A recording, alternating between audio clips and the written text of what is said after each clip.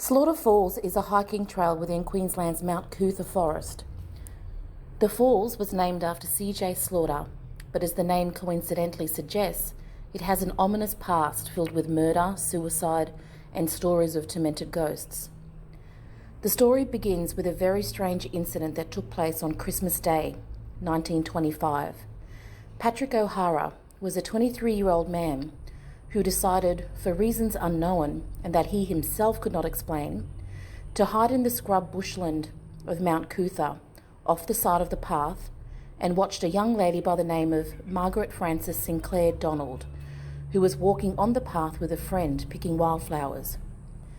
Margaret described to police that at this moment she felt a sharp, stinging sensation in her back near her waistline.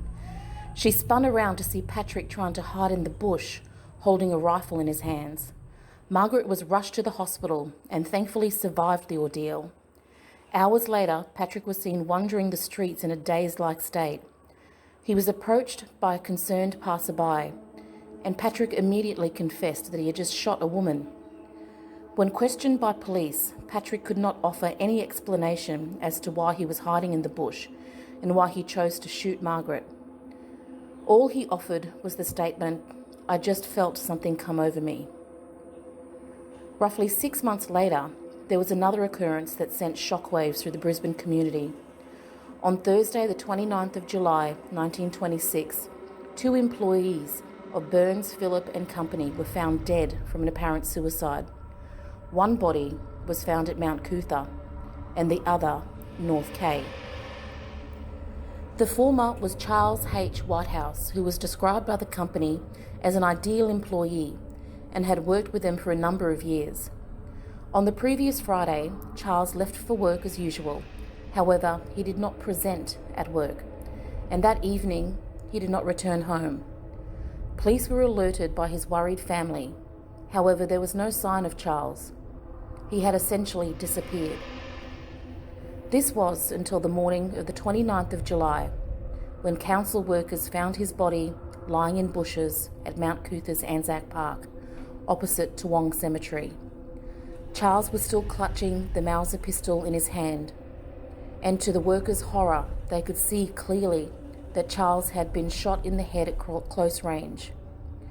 When the police were investigating Charles' case, they were alerted that, strangely, one of Charles's co-workers, Francis Geddes, was just found dead, his body sprawled on the banks of the Brisbane River. The day before, Francis had left for work, and like Charles, he did not return home. A young boy walking along North Quay noticed a man lying in an unusual position on the riverbank. Next to the body was an empty glass. Francis had committed suicide by drinking poison. Police could not find any indication as to why these men from the same company in a close period of time would kill themselves. On the 26th of June, 1929, 2 friends, William Sharp and Clement Brown, discovered the grisly remains of a body hanging in a tree close to the summit of Mount Coot-Tha. A leather strap was used as a ligature. The body was dressed in a well-tailored, expensive suit and still had a handkerchief in the front pocket of the jacket. Toowong police removed the body and took it to the coroner's for examination. It was found that the body was in a severe state of decomposition, meaning it had been there, hanging unnoticed in the bush, just off the walking trail for approximately 6 months. Strangely, the body was not seen or smelt by hikers using the trail during this time. There was no identification found on the body, nor was a suicide note left. To this day, the body remains unknown and unclaimed. The next case is a very strange one and involves murder and an apparent attempted suicide. On the 17th of November, 1927, a body of a young woman was found tangled in a clump of lantana bushes. The woman had been shot in the head once at close range. Some 90 metres away was a confused young man. He had been shot and poisoned. The man was rushed to the hospital for treatment, and it was there, when he was questioned by police, that Reginald Vaughan advised that the woman deceased was Cecilia Miller, his fiancée. What Reginald provided police was puzzling.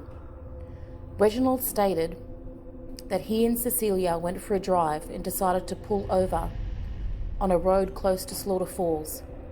They got out and proceeded to go for a walk.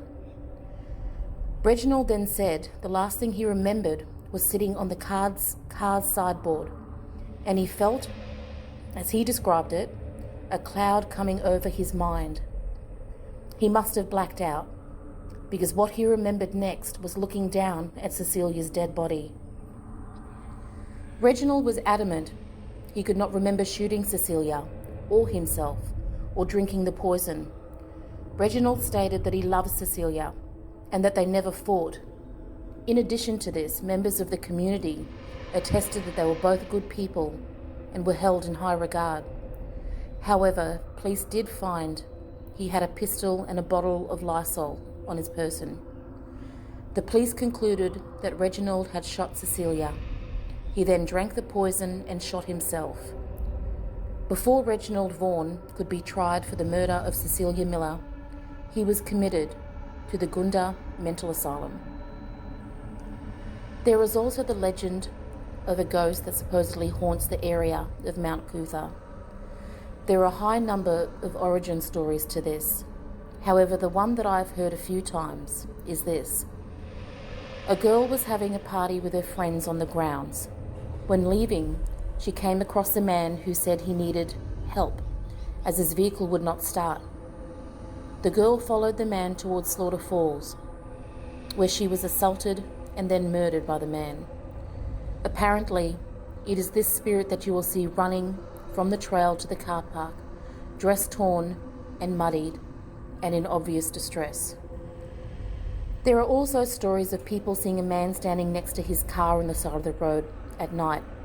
When they look in the rear view vision mirror, he and the car have disappeared.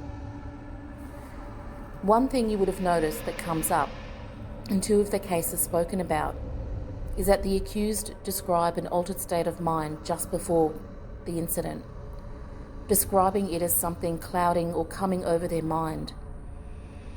The area definitely has a presence about it. Testaments from some people who have visited Slaughter Falls and Mount Coot-Tha describe a heavy or foreboding feeling that hangs in the air and prickles the skin.